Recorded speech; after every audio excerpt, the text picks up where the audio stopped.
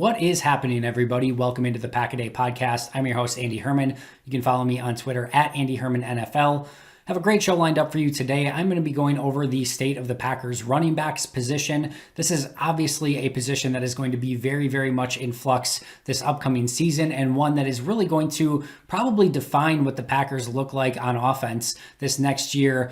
A lot of the other positions, the offensive line is going to certainly be in flux. I would expect Bobby Tonyan to be back at tight end. I think your wide receivers are going to mostly remain the same. I think really this is the position that's most interesting for the Packers offense. And that's, of course, because Aaron Jones and Jamal Williams may both not be back this upcoming season. In fact, as we sit here today, my assumption is that neither Aaron Jones nor Jamal Williams are back with the Green Bay Packers. And while I don't think that's a 100% sure thing, and I think both of them are probably 3/4 out of the door, probably 2 arms and a leg out, I think both of them still have that leg in. I'm sure both would love to be back in Green Bay at the right price.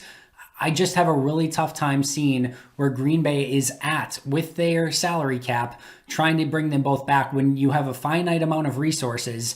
And if you just want to compare it to their other needs, I think you can make a strong argument that salary cap resources would be much, much better used on helping the front seven on defense, on helping out cornerback, on helping out the offensive line, maybe bringing back a Corey Linsley, on any of that before you would get to prioritizing bringing back either Aaron Jones or Jamal Williams to help a running back position that, if we're being fully transparent and fully honest, is probably going to be okay with the pieces that they have, as well as adding a couple smaller pieces either in free agency or via the draft in the offseason. And I know that's incredibly tough to say because Aaron Jones is this incredibly amazing player. Easily, I know, a fan favorite of mine over the course of the last few seasons. He's a good receiver. He does all the small things. He picks up blitzes well, better than most people give him credit for. He sees running lanes and is able to do things as a running back that most running backs just can't do. So that is a really difficult pill to swallow that he likely will not be back in Green Bay. And same thing for Jamal Williams, maybe on a lesser, from a lesser standpoint.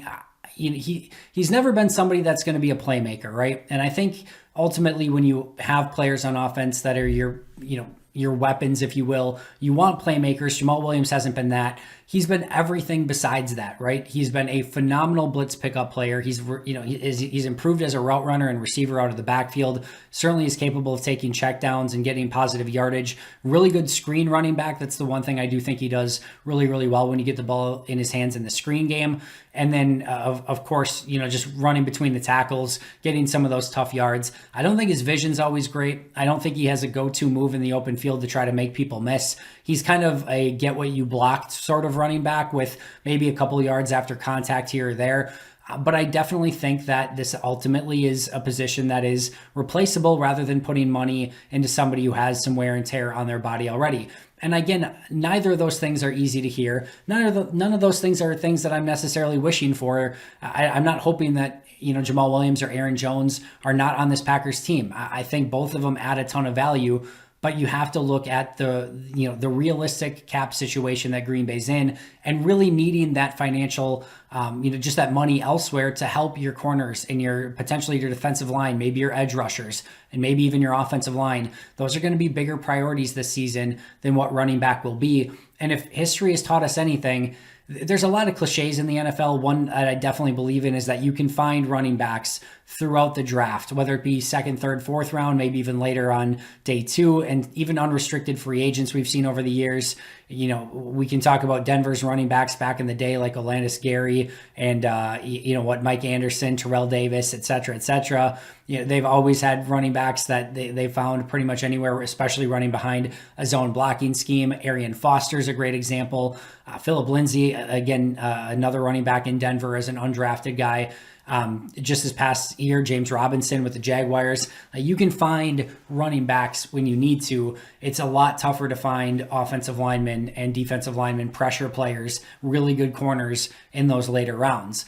So my assumption is that Green Bay is going to go into the season with A.J. Dillon. They, of course, have 3 other players that are under contract, including Patrick Taylor, Mike Weber, and Dexter Williams. Now, if we're being fair, all 3 of those players are probably going to be in competition for a final running back spot, right? you're not expecting any of them to be your number 2, maybe even your number 3 running back. If so, all of them would maybe compete for a number 3, and all of them bring something a little bit different to the table. I'm intrigued by Patrick Taylor if he can get healthy. Basically redshirted last season as a full injury year. I'm really excited to see what he can do in training camp this upcoming season. He was ahead of Antonio Gibson on Memphis's depth chart. Not exactly sure why. Not a great choice by Memphis, but ultimately he was ahead of them on their depth chart. Had a really nice rookie season or senior season at Memphis before coming to Green Bay.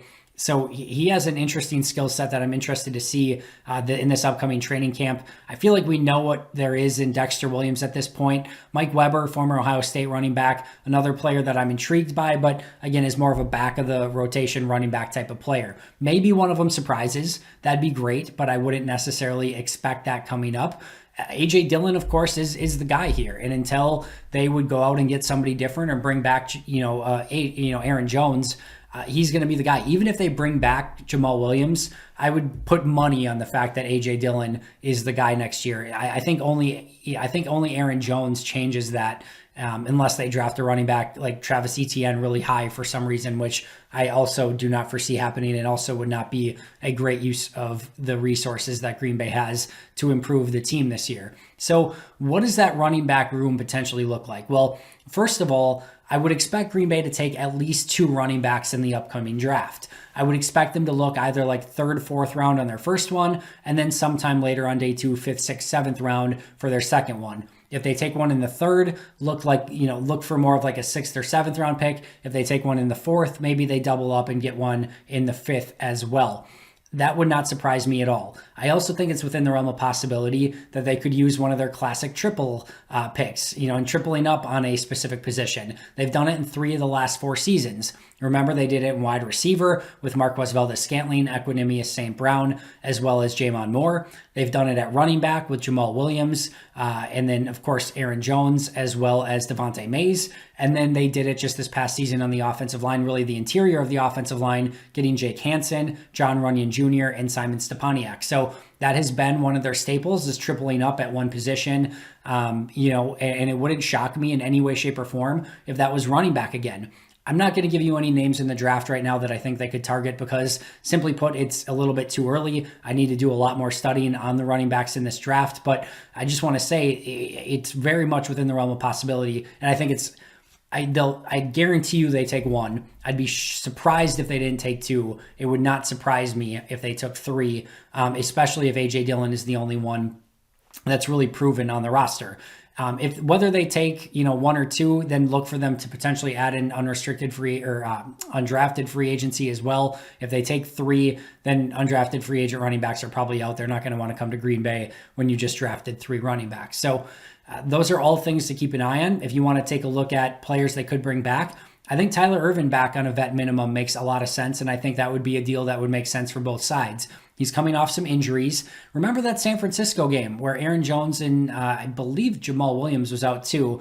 Tyler Ervin had a really nice game in that game and certainly can be used as a running back in spots. We know he can be used as a gadget player. He has some value as a returner. So bringing him back as a back of the rotation possibility would not surprise me as well. I know a name that's been floated out a lot is James White. Remember, I just talked about unrestricted free agents. If he's still there, at the end of that unrestricted free agency period where they no longer count towards the compensatory formula, I could see James White making some sense in that situation. Good pass catcher, blitz pickup. He does very, very well. All those sorts of things. He's, okay inside the numbers, inside the tackles, but you're going to have A.J. Dillon do the dirty work. And then James White would be more of your third down back. I could see that being a good 1-2 combo. Now, the last thing I want to say here is if Green Bay does decide that they want to bring back Aaron Jones, a transition tag could make a lot of sense, maybe even a franchise tag. I think it's really difficult to see them doing that with the structure of the salary cap the way that it is, but one of those could make sense so that maybe you transition them and say, hey, if you find something better somewhere else, great. If not, if you don't get the deal, maybe we'll match it. If not, we'll just sign you to a 1-year deal on the transition tag. That could make some sense for Green Bay. Maybe the franchise, but I really, really doubt that. Running back is a little bit cheaper because it's not a, premium paid position. So you can get it a little bit cheaper than some of the other positions on the franchise or transition tag, but I just don't see that happening. But if it does, let's not forget A.J. Dillon and Aaron Jones is like a perfect 1-2 punch for this Matt LaFleur offense. So you can certainly see an argument for keeping Aaron Jones, and it would make some sense to do so overall with how they like to use their running backs. I just really struggle to see that happening. Hope I'm wrong. Maybe I'm wrong. Hope he's back in Green Bay. Love Aaron Jones as a player. Hope he gets paid whatever he deserves to get paid. He's been fantastic, and certainly wishing the best for him. Just have a gut feeling that that's likely going to be somewhere outside the state of Wisconsin.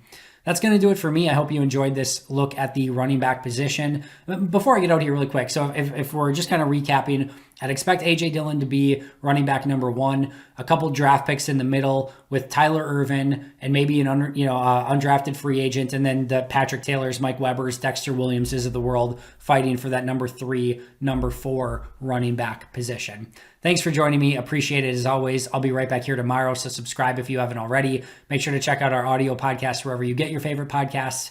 But until next time, and as always, go Pack Go.